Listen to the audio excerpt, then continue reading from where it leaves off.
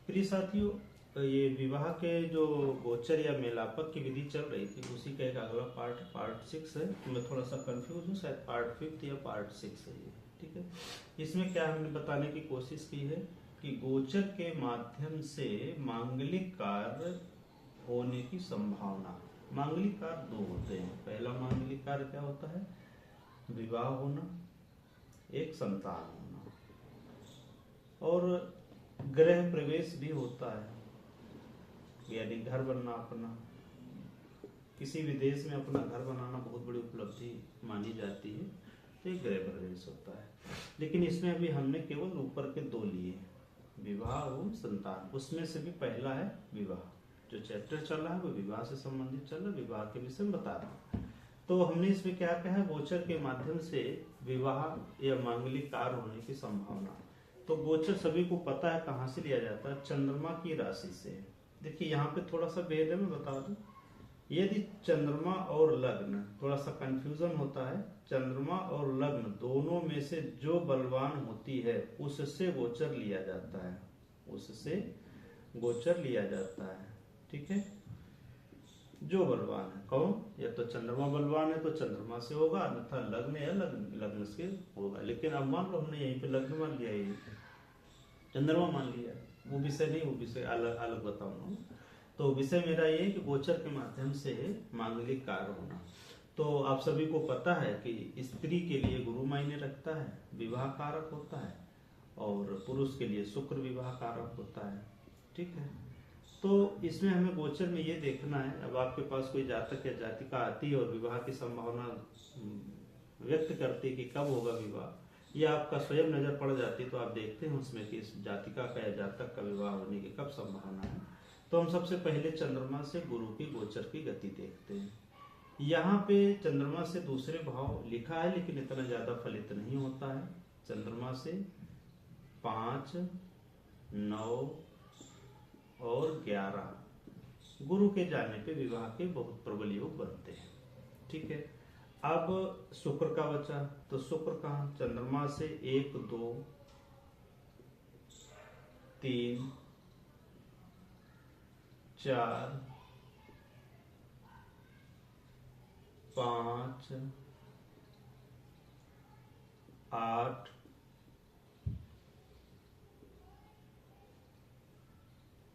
और 11, 12। इन जगहों पे जो चंद्र शुक्र का गोचर होता है तो विवाह होने के या विवाह जैसे सुख होने के संभावना व्यक्त होती है। अब हम आगे बात करते हैं कि शनि का यहाँ पे क्या सहयोग होता है। देखिए, शनि जब हमारा अच्छा होता है तो हमें सभी सुख दिलाने की कोशिश करता है, सुख परिवार से। और जब शनि हमारा कष्टकारी होता है, दुख में होता है, तो जैसे कंटक शनि या 7.5 का, तो हमारे सब परिवार को छिन्न भिन्न कर देता है। सब धन दौलत परिवार गृहस्थी लोग अलग कर देता है। ठीक है, तो 3, 6, 10, 11 में, उसमें से 3, 6, 11 विवाह या पारिवारिक माहौल के लिए बहुत अच्छा रहता है। अब बचा सूर्य हमारा, सूर्य का भी यही होता है, 3, 6, 11 में ही बहुत अच्छा फल करता है। बचा मंगल का भी यही होता है, 3, 6, 11। ये सपोर्टिव प्लेसेस हैं जहाँ पे सभी ग्रह ही सपोर्ट करते हैं। अब बात बची यहाँ पे चंद्रमा की। चूंकि अब यहाँ पे हमने क्या किया, चंद्रमा को नहीं लिखा। मंगल क्या करता है? लगभग 45 दिन एक राशि में रहता है। सूर्य 30 दिन लगभग एक राशि में रहता है। शुक्र लगभग 30 दिन एक राशि में रहता है। गुरु लगभग 1 वर्ष रहता है, और शनि लगभग 2.5 वर्ष रहता है। ठीक है, तो यहाँ पे महीने से 1.5 महीने और वर्ष तक की कहानी को तो हम निकाल सकते हैं कि किस महीने किस शुक्र के गोचर में। ये गुरु तो मोटा मोटा हो गया, क्योंकि वर्ष में ही महीना आते हैं, वर्ष में ही दिन, महीने में दिन आते हैं। ठीक है, तो हमारा वर्ष के हिसाब से 2, 5, 9, 11 में जब गुरु का गोचर आता है तो विवाह या विवाह जैसे संबंध बनने की संभावना हो जाती है। ठीक है, अब उसमें हमें दशाफल भी देखते हैं। यहाँ पे हमने दशाफल नहीं बताया, दशाफल जब पूरा दशा का वर्णन करेंगे तब दशाफल बताएंगे। अब हम यहाँ पे चंद्रमा को देखते हैं। तो चंद्रमा क्या कहते हैं? चंद्रमा दिन के हिसाब से 1, 3, 6, 7, 10 और 11 इन भावों में चंद्रमा जब आते हैं तब विवाह या विवाह के सुख को प्रदान करते हैं। ठीक है, तो यहाँ पर हम देख लेते हैं चंद्रमा का। अब एक यहाँ पे नियम लगता है, नोट करके लिख लेना, अभी उसके विषय हमने कुछ बताया नहीं है, जिसे हम बोलते हैं वेद विधि। क्या बोलते हैं? वेद।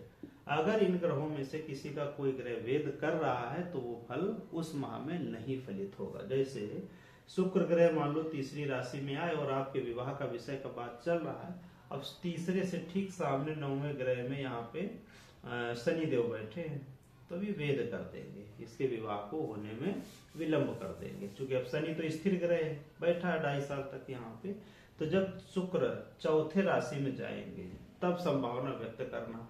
अब यदि चौथे राशि में मान लो यहाँ पे मंगल बैठ गए तो यहाँ पे इन्होंने वेद कर दिया, तब ये भी महीना नहीं चलेगा।